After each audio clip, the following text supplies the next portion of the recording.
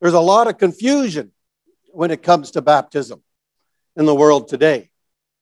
And in the biblical times, when we read about the Lord Jesus and the disciples and going out and preaching the gospel, when they were doing it, there wasn't a lot of confusion. It was pretty simple. People were saved and they were baptized. And many people were baptized the very same day they were saved. And fact is, the longest that you find in the Word of God between salvation and baptism is actually 3 days. But today, it ranges from days unto years before one gets baptized after being saved. And much of the reason is because of all the confusion that is found surrounding baptism.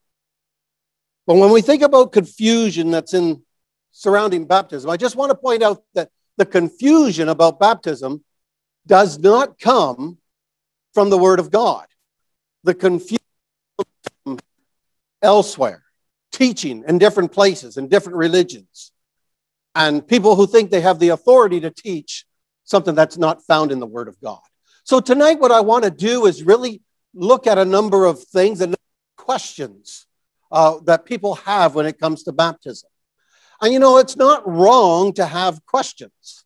I was thinking about even in the Word of God, when it comes to baptism, there are questions. I think about in Acts chapter 8, there's a man, he's from Ethiopia, and he's reading the Word of God, and a man named Philip comes and explains it to him, and this man then gets saved. And after he is saved, shortly thereafter, they come to a body of water, and this man then asks a question. He says, "Here is water." And he says, "Now what hinders me to be baptized?" And if you're reading in your King James Version, it says, "If thou believest with all thine heart, thou mayest." And so there was no hindrance. He asked the question. There was no hindrance because he had just gotten saved. And then Philip and him went down into the water and he was baptized. If we went into Acts chapter 10, we could read about Peter as he is preaching to different ones. And suddenly they believed and they received the Holy Spirit. And then Peter, he asks this question. He says, "Who can forbid water to these who have received the Holy Spirit, such as we have?" And again, the answer was, well, no one could, because they had just been saved. They had received the Holy Spirit, and therefore they qualified to be baptized. Baptized right there. But now we have all different kinds of questions that were never asked in those days because of all the different kinds of teaching. I think about one question that is asked many, many times, and maybe there's some here and you're asking that question. What about babies? Do we baptize babies? And well, we come to the Word of God, and that's where we get our answer. Every time we have a question, that's what we need to do. We need to go to the Word of God and ask ourselves, well, what does the Bible teach? And we come to the Word of God and we find absolutely no idea of babies being baptized, no teaching of babies being baptized, no illustration, no example of it. And yet there are some that think that this is necessary. Some of them would go to in the Gospel of Matthew in chapter 19, and they point out how that there was a time when the mothers brought their children and their infants to the Lord Jesus. And the disciples, they held the children and the mothers back with their babies. But then the Lord Jesus spoke up and he says, "Allow the children to come unto me." And he received the children and he took them up in his arms and he blessed them. And people say, well, isn't that the baptism of babies, of infants? But no, he never baptized them. The Bible says he blessed them. And that's all. And fact is, if you come to the Gospel of John, chapter 4, we find out that the Lord Jesus never baptized at all. So if anyone tries to tell you, well, the Lord, he baptized babies. No, the scriptures, certainly they do not teach this. But then we come into other portions of the Bible that we could consider. There are those that wonder if maybe it happened when there was households being baptized. And I can think quickly of 3 different households that were baptized in the Word of God. The Apostle Paul, when he's writing to the Christians, he acknowledges, he says, "I baptized the household of Stephanas." If we go into the book of the Acts in chapter 16, we read about the household of Lydia, and they were baptized. We also read about the household of the jailer, the Philippian jailer, and they were all baptized. And we might start to wonder, well, then who was all involved in these households? It's kind of interesting as Paul is writing to the Corinthians in chapter 16, he once again refers to the household of Stephanas, and he says this about that household. He says they have addicted to the ministry of the saints. And it's something that is written less than 5 years after he had baptized them. And so we see there that these were adults. They were mature people who had been baptized. And they've addicted themselves to the ministry of the saints. Obviously, they were saved people. Well, again, we go into Acts chapter 16 and consider the household of Lydia. At the end of the chapter, when Paul and Silas are now leaving, they go back again to the household of Lydia, but it says this, they go there to comfort the brethren. Again, a reference to those who are actually saved. And then when it comes to the household of the jailer, well, it says about him that as he had the Paul and Silas over at his home, he had been baptized, all in his household, and it says this, that they believed, the whole household believed, and they rejoiced in God. And so even when it comes to these households that we find in the Word of God, we see their indication that these were adults and they were people who had actually believed on the Lord Jesus Christ. Therefore, they were saved, and therefore they qualified to be baptized. But then someone might ask this question, what about being baptized twice? Is that something that is very, very wrong? Is it acceptable or whatever? There are some that would say that being baptized twice will condemn you forever. Again, we have to go back to the Word of God and see what the Word of God teaches. Now, if you've been saved, trusted Jesus Christ, as we've already been hearing, for the forgiveness of your sins, and properly baptized, you never need to be baptized again, ever. But you come to the Bible in Acts chapter 19, and we see those that were baptized, and they were baptized under the baptism of John. And when Paul and them comes to them, they ask him, well, what baptism were you baptized with? And that's what they say. We were baptized under the baptism of John. And then they are explained, well, the baptism of John was the baptism of repentance. This is not the right baptism.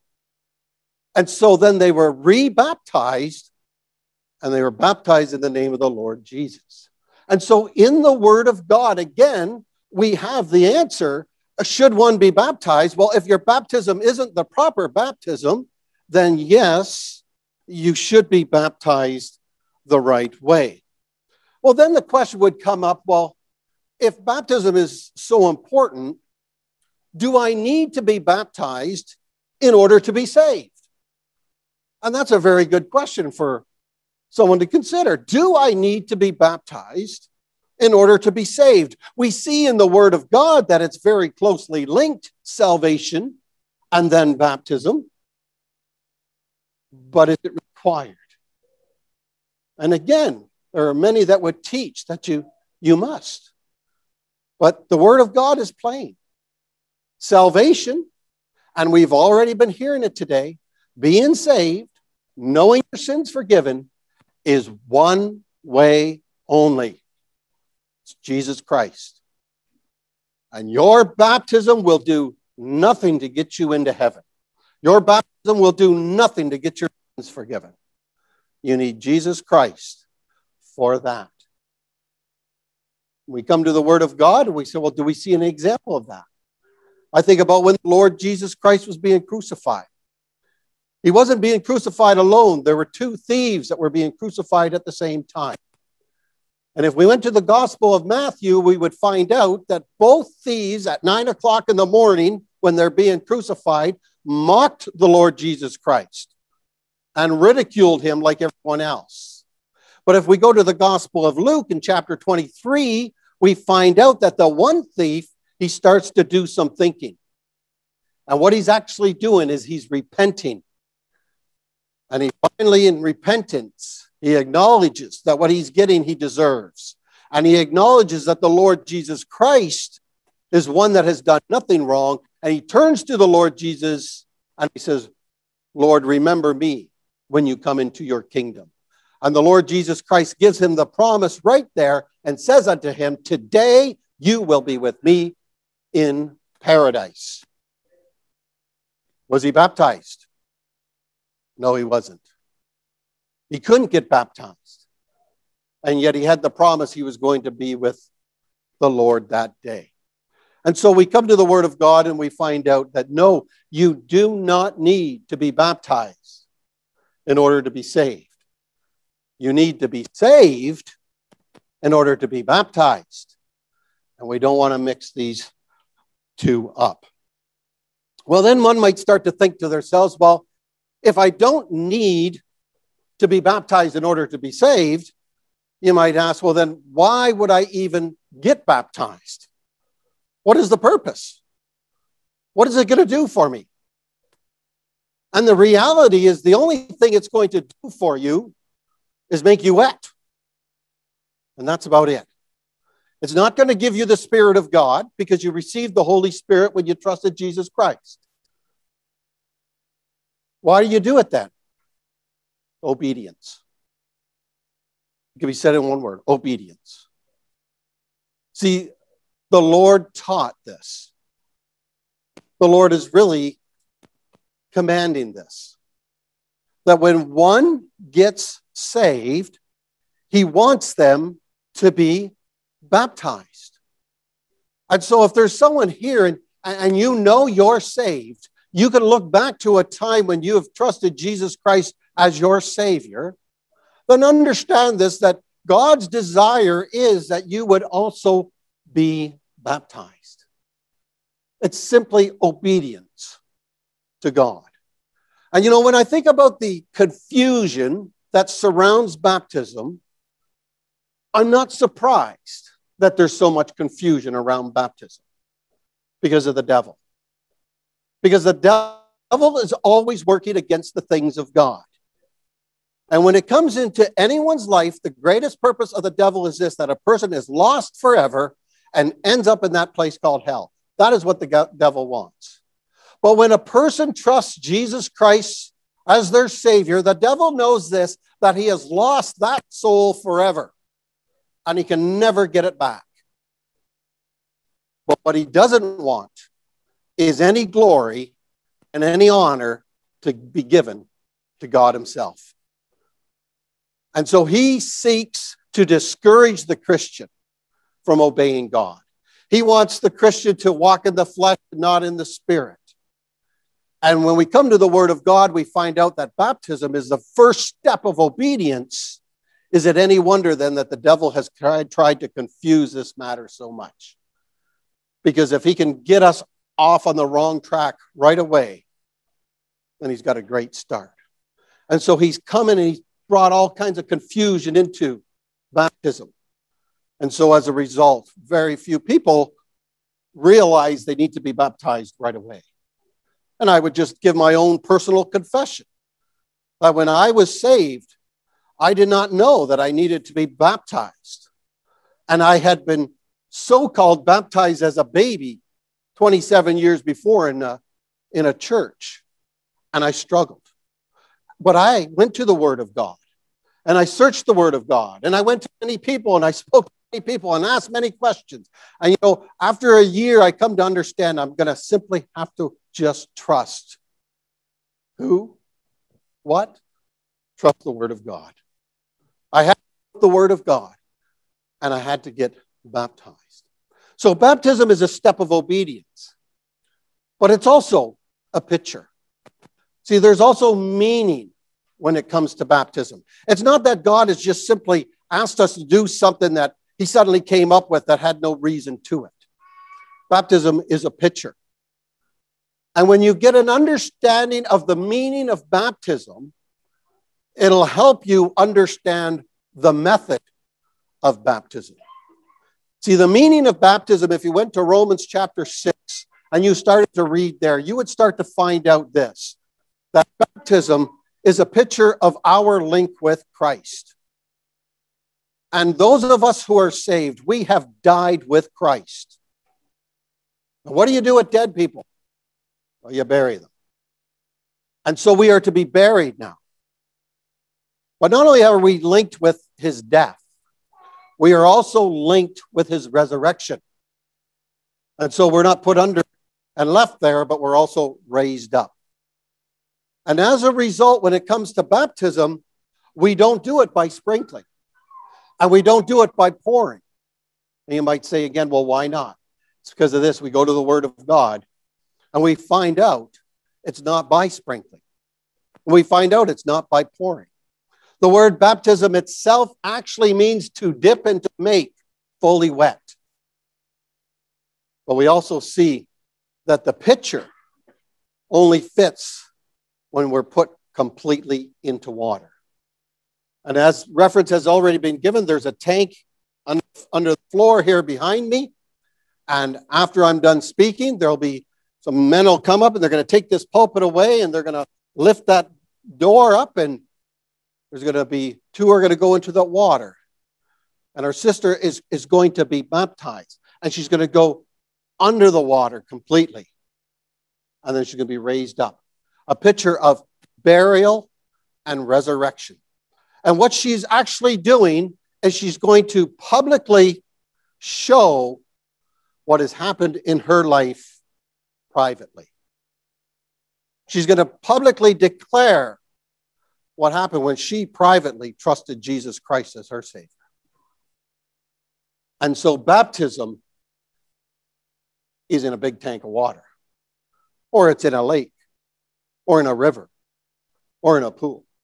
But it's in a place where there's a lot of water. And again, you go to the Word of God and you say, well, is this what the Word of God teaches?